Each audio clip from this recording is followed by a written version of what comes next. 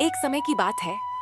ये कहानी है एक ऐसे गांव की जहां सपने मिट्टी में दब जाया करते थे और किस्मत सिर्फ अमीरों का साथ देती थी। उस गांव का नाम था जतनपुर। जतनपुर में रहता था एक गरीब किसान, बागेश्वर। उसकी पूरी जिंदगी खेतों में हल चलाते बीत गई। हाथों में मेहनत की लकीरें थीं, लेकिन किस्मत की कोई रेखा नजर नहीं आती थी। बागेश्वर के घर में उसकी पत्नी कोमल और 16 साल का बेटा निकोल रहता था। बारिश समय पर नहीं हुई, फसलें जल गईं, खेत वीरान हो गए और घर में भूख ने डेरा डाल लिया। सुनिए जी, आज घर में एक दाना भी नहीं बचा। मुझे समझ नहीं आ रहा अब क्या करें। नजरें झुकाकर, तुम चिंता मत करो कोमल, मैं कुछ न कुछ करके आता हूं। हे भगवान, हम तो भूखे रह लेंगे, लेकिन मेरे बेटे का क्या? मैंने तो सिर्फ खेती करना सीखा है और वो भी अब मेरा साथ छोड़ चुकी है। मजबूरी उसे ले गई गांव के सबसे खतरनाक आदमी के पास, जमींदार हीरालाल।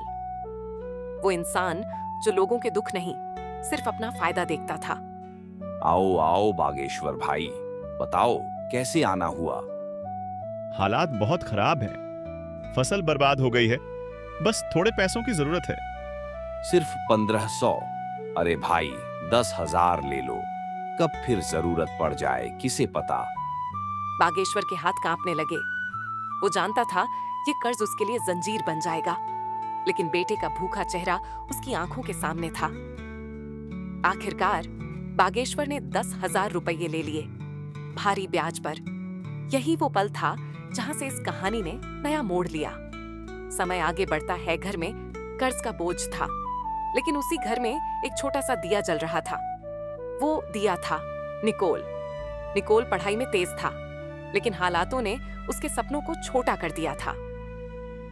एक दिन स्कूल से लौटते वक्त उसका दोस्त सोमनाथ उसे अपने घर ले गया। वहां निकोल की मुलाकात हुई जगदीश से, सोमनाथ के पिता, एक समझदार और दूरदर्शी इंसान। बेटा निकोल, तुम बहुत समझदार हो, बस हालात तुम्हें रोक रहे हैं। निकोल चुप रहा, लेकिन उसकी आंखों में सवालों का समंदर था। बागेश्वर जी, आप चिंता मत कीजिए, निकोल की पढ़ाई की जिम्मेदारी मेरी। फैसले की ये सुनते ही बागेश्वर की आंखों से आंसू बह निकले। नई दुनिया कुछ दिनों बाद जगदीश ने दोनों बच्चों को एक कमरे में बुलाया। कंप्यूटर, चार्ट्स, ऊपर नीचे जाती लकीरें। अंकल, ये सब क्या है? ये शेयर मार्केट है, जहां अक्ल काम करती है और सब्र दौलत बन जाता है। कामयाबी के 3 स्तंभ याद रखना: अनुशासन, लगातार मेहनत और समय की कद्र। निकोल ने दिल में ठान लिया, यही उसका रास्ता है। रात का सी दिन बीतते गए, सीखने का सिलसिला बढ़ता गया। निकोल ने पहली बार असली पैसों से काम किया, लेकिन लालच आ गया, एक गलत निवेश और बड़ा नुकसान उसी दिन। नाकामी अंत नहीं होती, वो सिर्फ सबक होती है। हीरालाल दरवाजे पर आ खड़ा हुआ। ब्याज समेत पैसे दो। खड़ा हुआ निकोल ने मोबाइल निकाला और कुछ ही पलों में पूरा कर्ज चुका दिया। बेटा, ये सब कैसे? ये सब?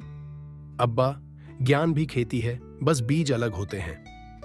कुछ महीनों बाद निकोल ने बिटकॉइन के बारे में पढ़ा। उसने जल्दी नहीं की, सब्र किया और सही वक्त का इंतजार किया। उत्थान की संगीत वक्त बदला, कीमत आसमान छूने लगी। 40 कॉइन्स, 1,40,00,000 रुपए प्रॉफिट निकोल और सोमनाथ ने गांव में सोलर सिस्टम लगवाया, पानी की व्यवस्था की। अगर नीयत साफ हो और रास्ता सही, तो एक किसान का बेटा भी अपनी तकदीर बदल सकता है।